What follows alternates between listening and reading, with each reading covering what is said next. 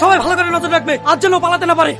আর হ্যাঁ, প্রত্যেকে সবার পায়ের দিকে নজর রাখবে। আমি কিন্তু ওর বাপাই গুলি করেছি। ঠিক আছে স্যার। তোর পাটা দেখে তোর পায়ে গুলি লাগেনি, পাশ কেটে বেরিয়ে চলে গেছে। আরে আগে তো উঠটা ঠক। হ্যাঁ, কারণ আমি ব্যান্ডেজ করে দিছি। স্যার এই লোকটা ন্যাংরাতে ন্যাংরাতে আসছে, চেক করবো নাকি? চুপ! তোর মনে হয় এরকম একটা বয়স্ক লোক এই কাজ করতে পারে? কি হয়েছে তোমার পায়ে? ও কিছু হয়নি, একটু চোট লেগেছে।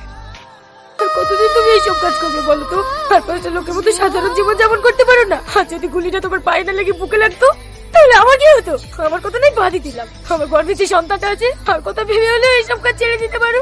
সালমা, আমারও মন চাই 4-5টা মানুষের মতন চলি, কিন্তু আমি নিরুপায়। আমার বস আমাকে কখনোই এনারা থেকে বের হতে দেন। কেন বের হতে পারে? তোমার মাথা কিনে রেখেছে নাকি জোর কথা মতোই চলতে হবে?